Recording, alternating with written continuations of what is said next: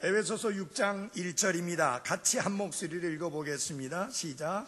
자녀들아, 주 안에서 너희 부모에게 순종하라. 이것이 옳으니라. 아멘. 앉아주시기 바랍니다.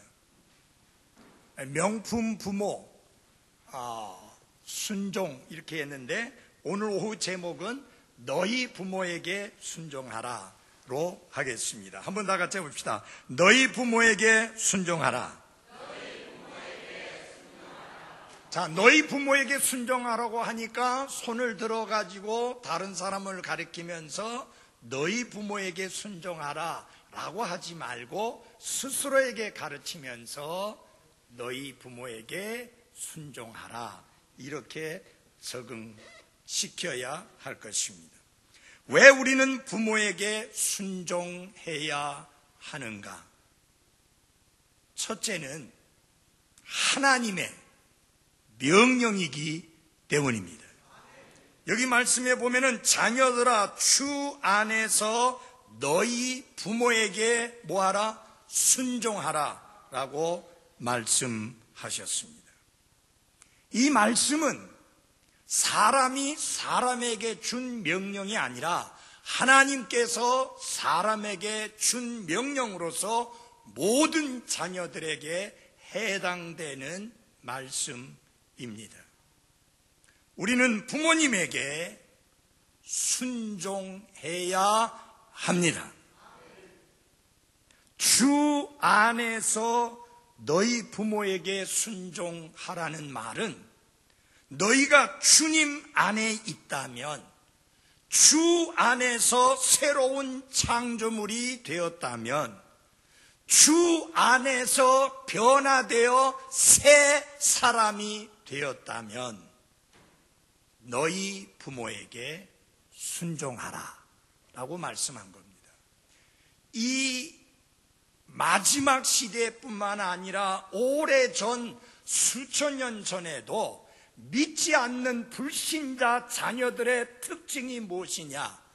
부모님을 거역하고 부모님에게 순종치 아니하고 부모님에게 감사하지 않는 게 불신 세상의 특징이고 믿지 아니하는 자녀들의 특징입니다.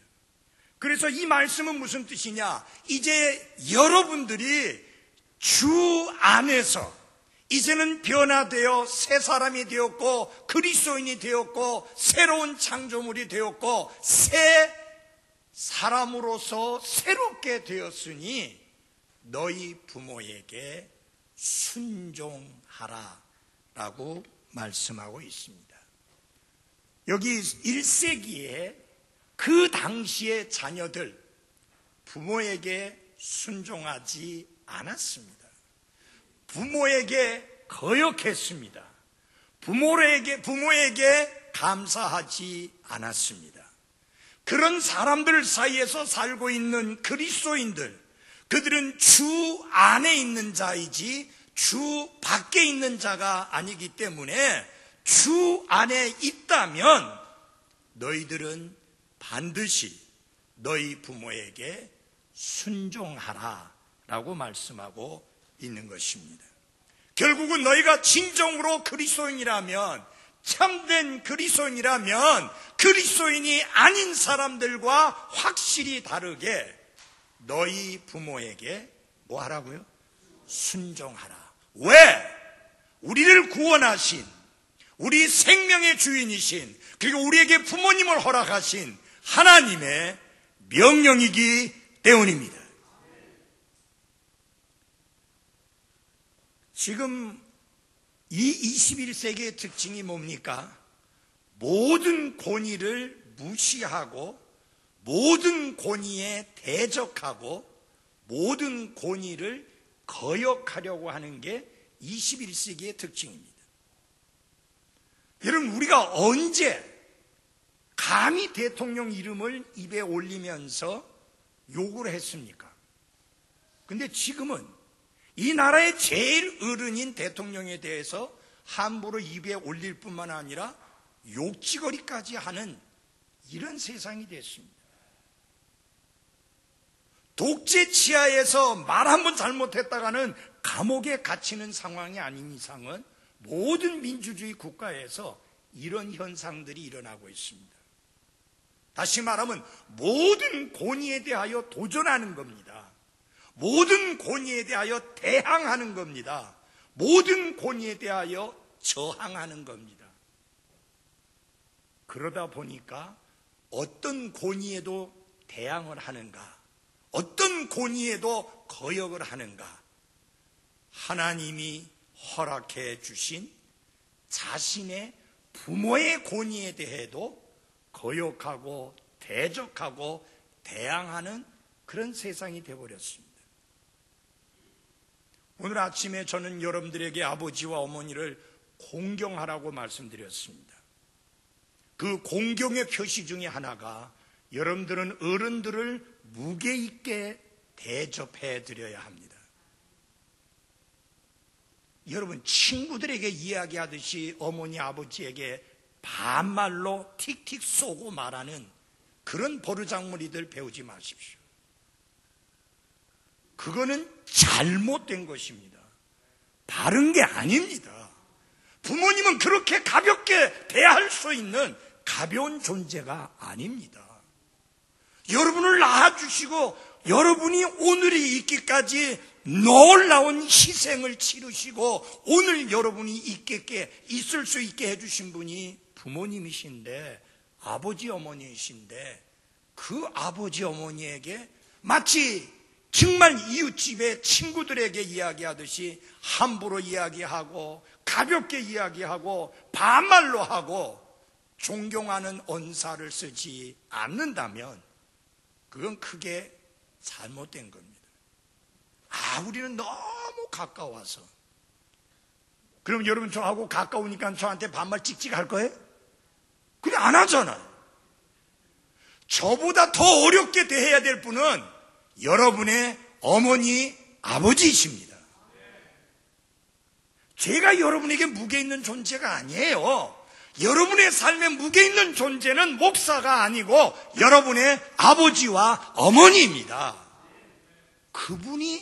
그분들이 하시는 말씀에 귀를 기울여 들어야 되고 순종해야 되고 그 부모의 권위에 대적하고 거역해서는 안 됩니다. 왜 우리가 부모님에게 순종해야 되느냐? 열일 다 제쳐놓고 이런저런 말 다 필요 없이 하나님의 엄중하신 명령이기 때문입니다. 여러분, 그리스도인에게 있어서 최고로 권위 있는 명령이 누구의 명령이에요? 하나님의 명령. 그 하나님이 명령하시기를 부모님에게 순종하라, 그렇게 말씀했습니다. 두 번째로, 우리를 구원하신 주님께서, 예수님께서 매우 기뻐하시는 일이기 때문입니다. 여러분은 예수님을 기쁘게 해드리기를 원하시지요? 여기 에베소서 6장 1절에 보면은 너희 부모에게 순종하라, 이것이 옳으니라 했는데, 골로새서 3장 20절에 보면은 자녀들아 모든 일에서 너희 부모에게 순종하라, 이것이 주를 매우 기쁘게 하느니라. Well pleasing unto the Lord. 매우 기쁘게 한다. 여러분이 많은 헌금을 하나님께 드린 것보다 이 일을 더 기뻐하신다.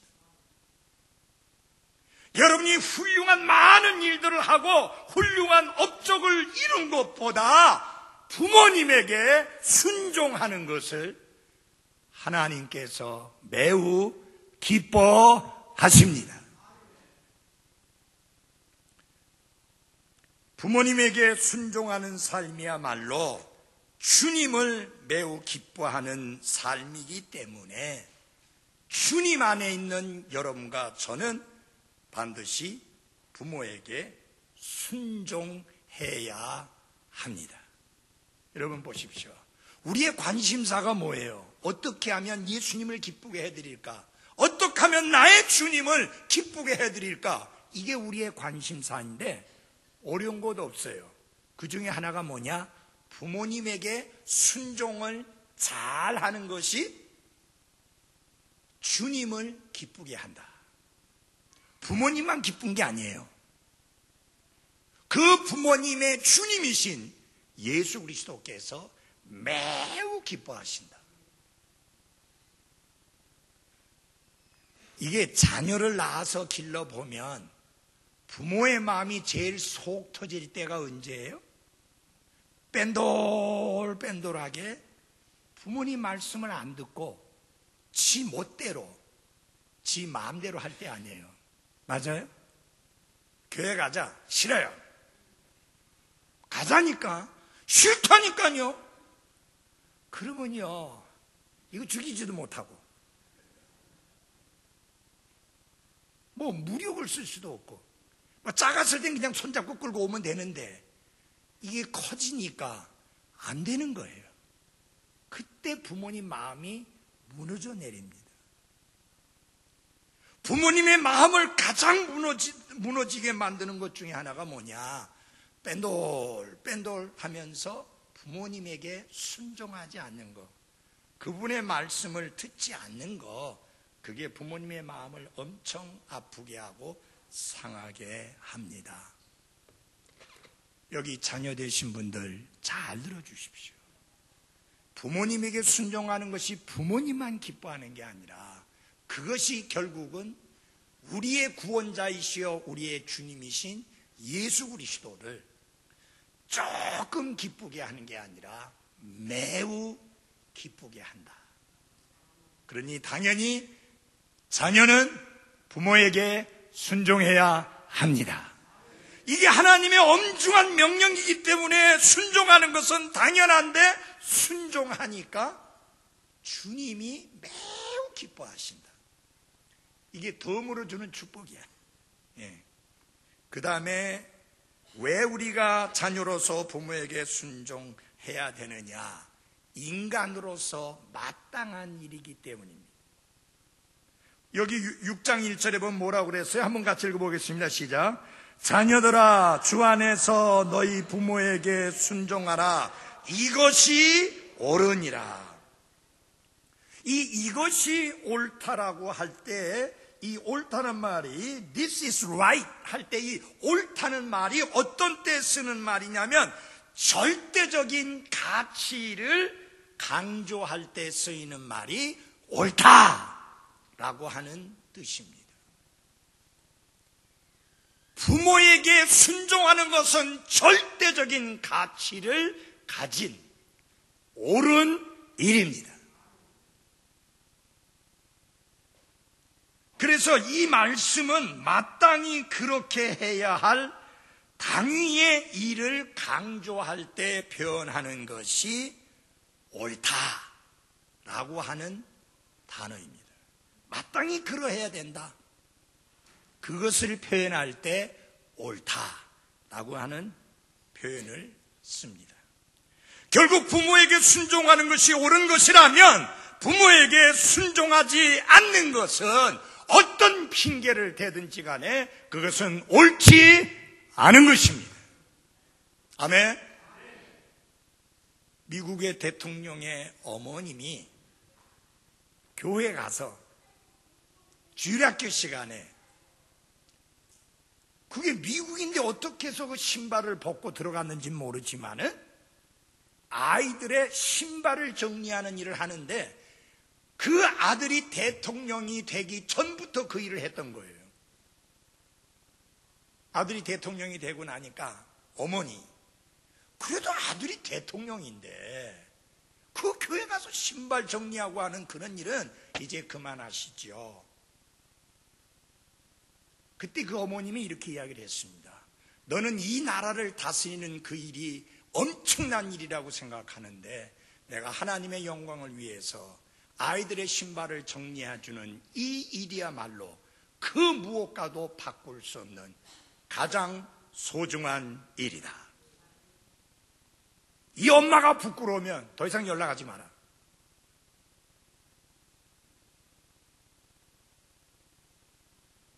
대통령은 더 이상 할 말을 잃어버렸습니다.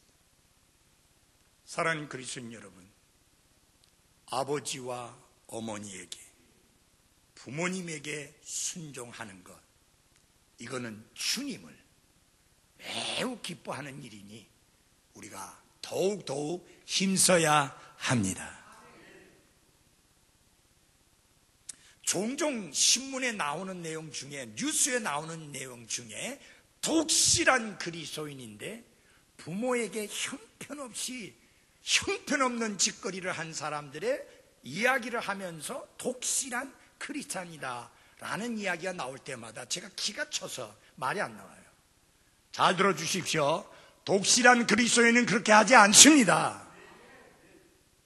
이름뿐인 그리스도인이나 그런 짓거리 하지, 정상적인 그리스도인, 바른 그리스도인, 제대로 된 그리스도인은 부모님에게 순종합니다. 하나님께서 제 가정에 세 아이를 주셨습니다. 세 아이를 키우면서 저희가 가장 역점을 둔 것은 두 가지입니다. 하나는 부모가 하는 말에 절대적으로 순종하는 겁니다.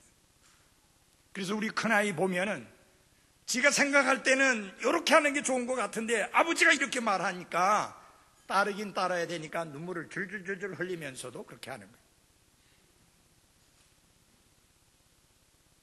훗날 물었습니다. 너 우리가 엄하게 키웠는데 그것 때문에 네 마음에 상처받고 힘들고 안 좋았느냐? 그러니까 아니요, 그렇게 키우셨기 때문에 우리가 제대로 사람이 되지 않았습니까? 여기 젊은 엄마 아빠들, 애들을 우상 취급하지 마십시오. 애들은 우상이 아니고 하나님이 주신 선물로서 여러분이 제대로 가르치고 이끌어 줘야 될 책임을 부여해 주신 여러분은 청직입니다. 제대로 키워야 돼요. 마땅히 그가 가야 할 길로 가도록 가르치고 훈련시켜야 합니다. 어쩌다가 길을 가다 보면 아이가, 특별히 마트 같은 데서 보면요, 들어 넣어갖고 난리치기는 거예요. 사달라는데 안 사주니까.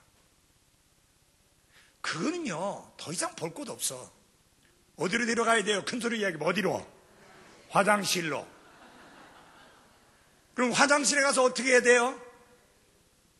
그렇게 하는 것이 잘못되었다는 것이 뇌리에 박히도록 확실하게 가르쳐줘야 합니다. 그렇게 가르쳐주면 그 아이로 인하여 부모의 마음이 상하고 찢어지는 일이 안 생긴다는 이야기.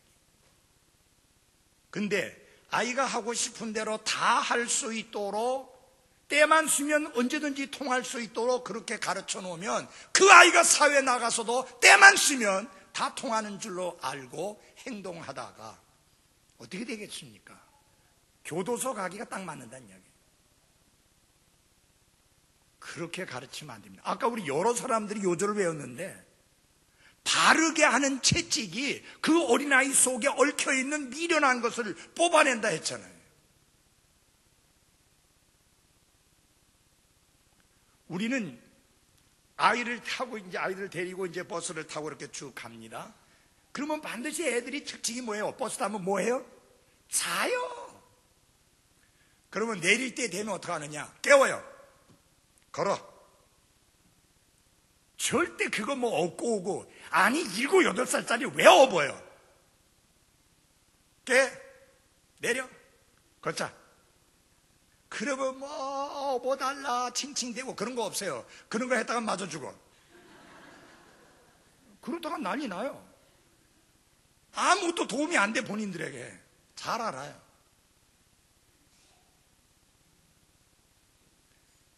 뭐예요? 부모에게 순종하는 거 철저하게 가르쳤습니다. 두 번째는 부모님을 공경하는 것에 대해서 아주 강하게 가르쳤습니다. 저는 솔직하게 이야기를 했어요. 나중에 아버지가 아무 수입이 없을 때가 된다든지 경제적으로 어려워지면 너희들이 책임져야 돼. 며느리도 잘 들어야 돼. 왜냐면 아들만 갖고는 안 되니까. 아까 말씀드렸잖아요. 20살, 그러니까 대학교 졸업할 때까지만 가르쳐도 그만큼만 해도 3억이 넘게 돈 들잖아요.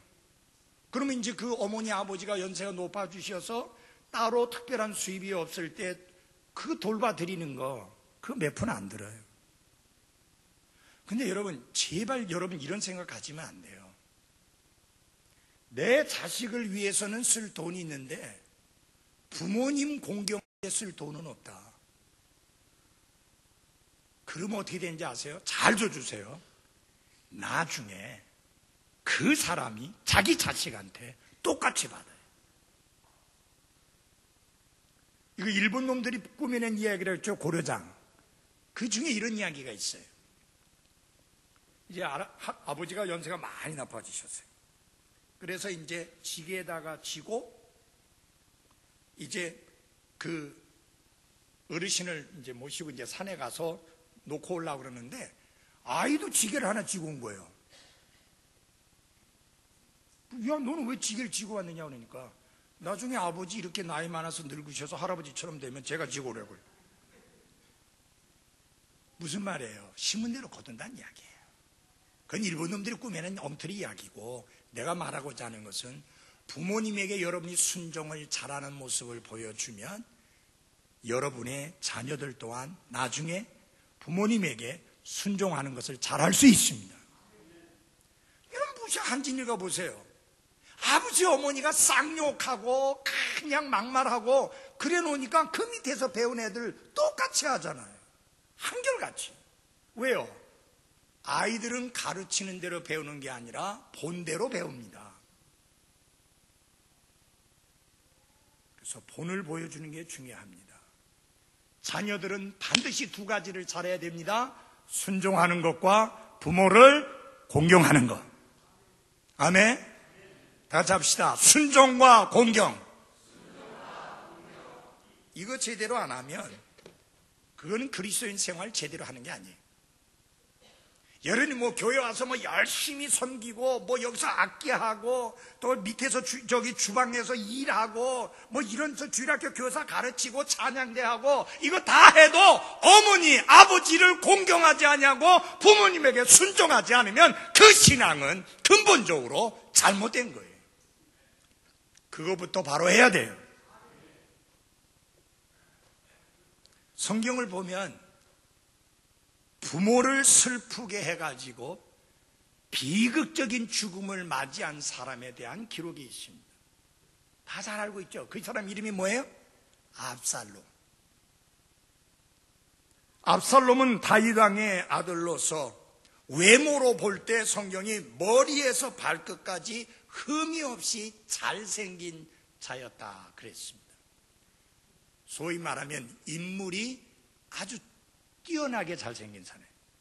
그 우리 나이 드신 분들 보면요, 아니 인물 먹고 인물 보고 밥 먹고 사는 것도 아닌데 나이 드신 특별히 모친들 보면 부형들은 그런 건 아는데 모친들 보면요 참 인물 좋다고.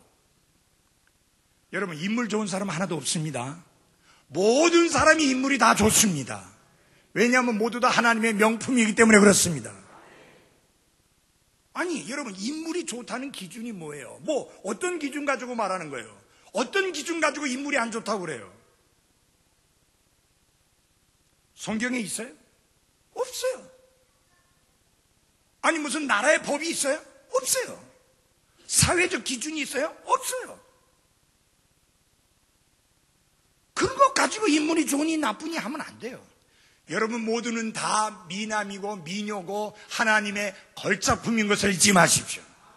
근데 어쨌든 그냥 상식선에서 비교해 볼 때 압살롬이 잘생겼다. 머리끝부터 발끝까지 흠이 없이 잘생겼다. 그런 말을 합니다.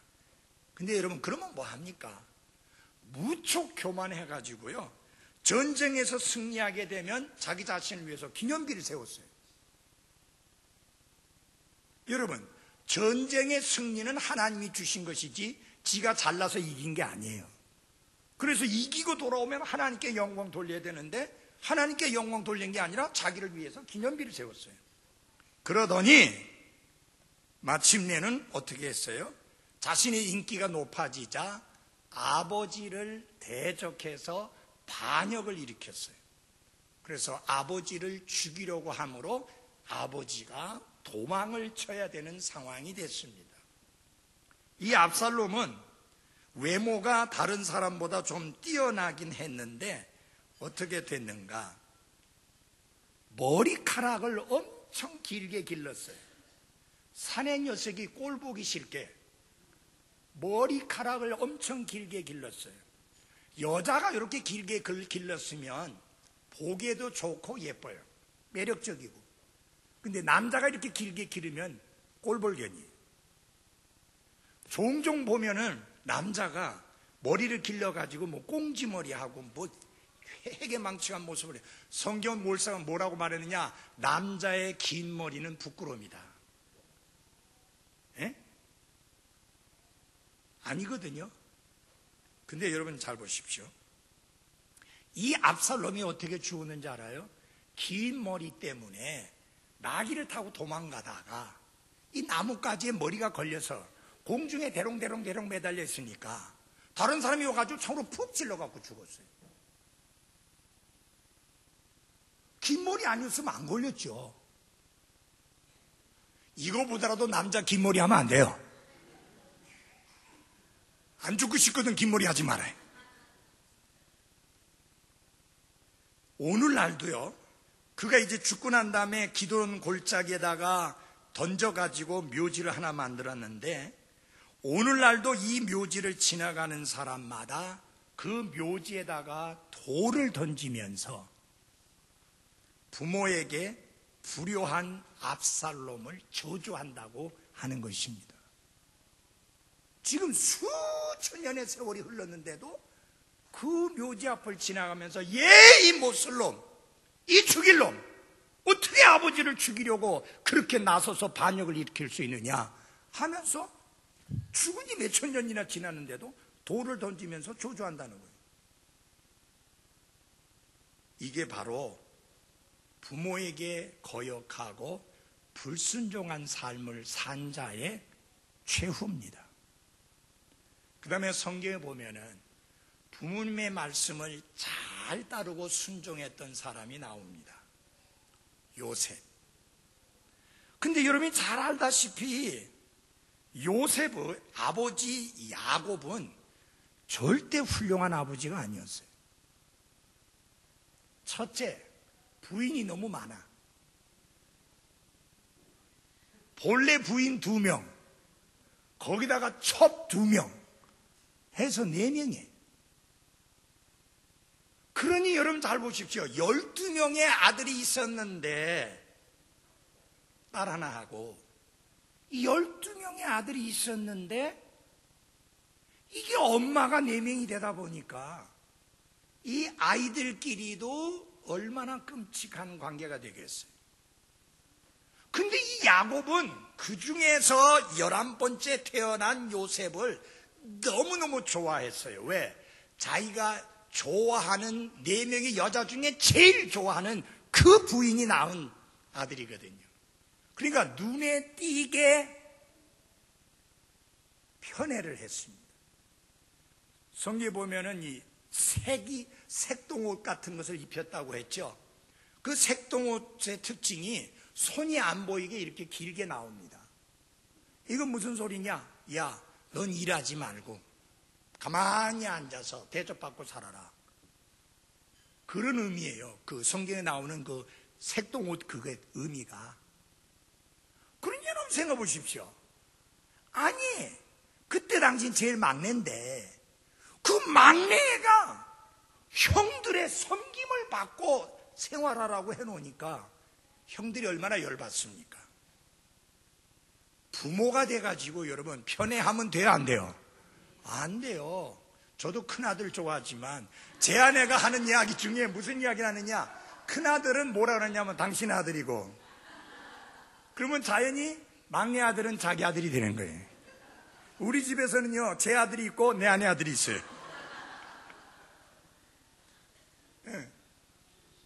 그렇다고 편애하는 건 아니에요. 그래, 딸은 뭐 출가 여인이니까 거기다 넣으면 안 되고. 저쪽은 이제 광산김씨 쪽에 속했으니까 이제. 어저께 그러시더라고요. 우리 저기 안사돈이. 넌 내 거야 그래. 근데 그건 좀 안 맞는 것 같아요. 안사돈 게 아니라 김서방 거죠. 그래 맞잖아요. 우리나라 가정의 문제가 뭐냐? 결혼해서 독립을 시켜서 가정을 가졌는데도 그 가정에 미주알 코주알 다 간섭하려고 하는 시어른 때문에 두 사람의 삶이 힘들어져요. 우리는 그러면 안 돼. 독립된 가정인데. 그래서 그 자녀들은 부모님을 공경하고 부모님에게 잘 해드리면 되고요.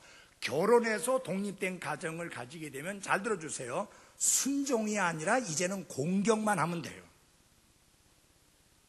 그래서 마마보이 되면 안 돼요. 무슨 말이냐? 하나님께서 가정을 이루게 하셔서 결혼해서 가정을 이루게 하셔서 독립되게 해주셨거든요. 이제는 그 가정을 스스로 잘 꾸려나가야 되고 그 두 사람 사이에서 자녀가 생기니까 자녀를 잘 돌보고 챙겨야 됩니다. 그러니까 이제는 부모님에게 순종하는 게 있는 게 아니라 그 순종은 독립된 가정을 가지기까지 순종이고 평생 가야 되는 것은 공경이고요. 근데 이제 이런 문제가 뭔지 압니까? 결혼하고 난 다음에도 자꾸 엄마 말 듣고 그래갖고 엄마 치마폭에 쌓여가지고 계속 엄마의 말만 듣다 보니까 이게 부인하고 관계가 안 좋아져요. 그러면 안 되는 거예요. 성경에 보면은 아버지와 어머니를 떠나 아내와 연합하여 한 몸을 이룰지니라. 그래서 결혼한 사람은 아버지 어머니로부터 떠나야 됩니다. 떠난다는 것은 지리적으로만 떠나는 걸 말하는 게 아니라 제발 지리적으로도 떠나야 돼. 왜 캥거루족처럼 결혼했는데 왜 부모 곁에서 부모가 주는 음식 먹고 부모 집에서 살면서 그렇게 부모의 등골을 휘게 하느냐고. 단칸방에 살아도 떠나야 돼.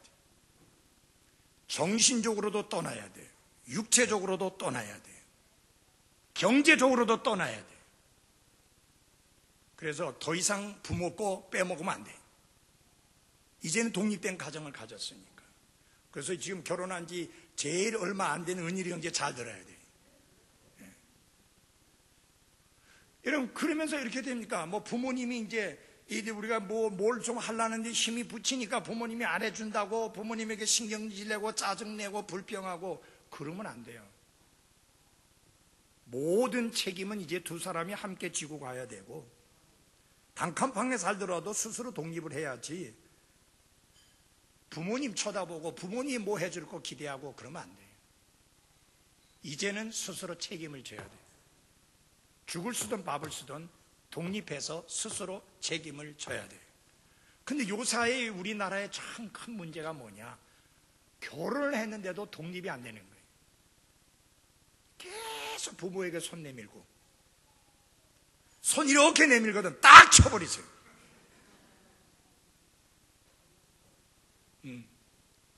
독립해라. 스스로 책임져라. 스스로 짐을 져라. 그렇게 해야 되는 게 맞습니다. 근데 이제 이 요셉에게 아버지가 이야기를 합니다. 그러니까 부모님은 사실상 그렇게 본이 안 됐어요, 아버지가. 그럼에도 불구하고 요셉은 자기 아버지를 엄청 존경합니다. 아버지가 요셉에게 부탁합니다.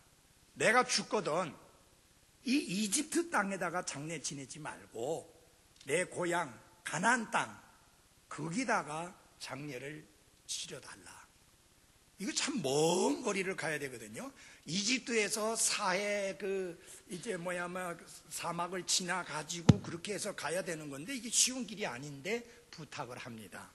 그때 여러분 요셉이 뭐라고 말하는지 아세요? 내가 아버지께서 말씀하신 대로 행하리이다. 그렇게 이야기합니다. I will do as thou hast said. 아버지가 말씀하신 그대로 행하겠습니다. 그래서 마침내 아버지가 돌아가셨을 때 요셉은 실제로 그렇게 했습니다. 하나님이 그 요셉을 축복하시지 않을 수가 없는 거죠. 자, 부모에게 순종하라고 그랬는데 순종을 구체적으로 어떻게 되느냐, 어떻게 하면 순종을 잘할 수 있느냐. 첫째, 부모의 권위를 인정하셔야 합니다. 다 같이 합시다. 부모의 권위를 인정하라. 이게 무슨 말이냐면 나의 부모가 되게 하신 분은 누구냐? 바로 하나님 자신이라는 것입니다. 그래서 부모의 권위는 어디로부터 왔느냐? 하나님께로부터 왔다. 그러므로 하나님께서 부모를 세우셨다는 사실을 진정으로 깨닫고 그 부모의 권위를 철저하게 인정해야 하는 것입니다. 우리가 이 땅에 태어나자마자 제일 먼저 만나는 권위가 어떤 권위냐? 부모의 권위입니다. 그러므로 부모의 권위를 인정하는 것이 잘 훈련되어진 사람이 사회에 나가서도 다른 권위를 잘 인정할 줄 압니다.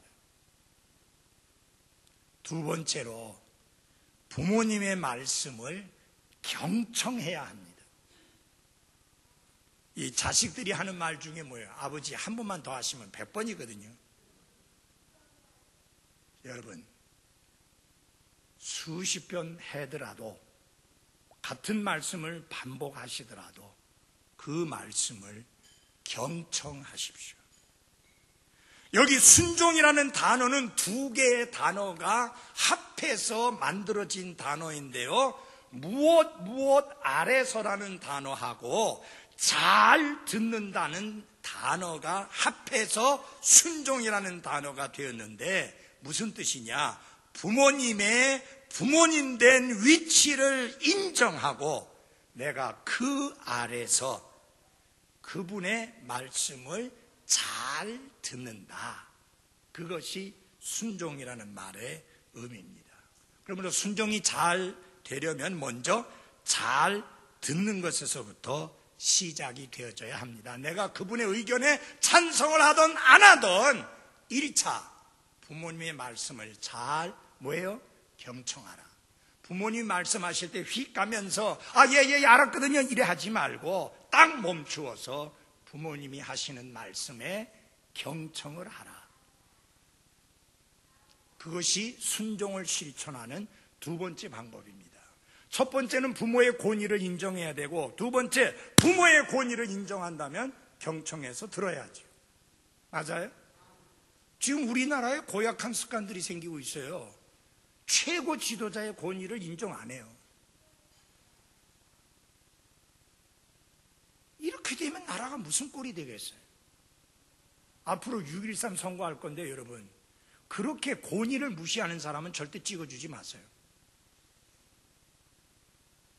그렇게 되면 나라 꼴이 말이 아니에요. 가정에서는 부모의 권위가 서야 되고, 학교에서는 선생님들의 권위가 서야 되고, 직장에서는 그 직장을 이끌어가는 사람의 권위가 서야 되고, 나라에서는 나라의 지도자의 권위가 서야 하는 게 맞습니다. 하나님은 어지러움의 하나님이 아니요, 하나님은 질서의 하나님이십니다.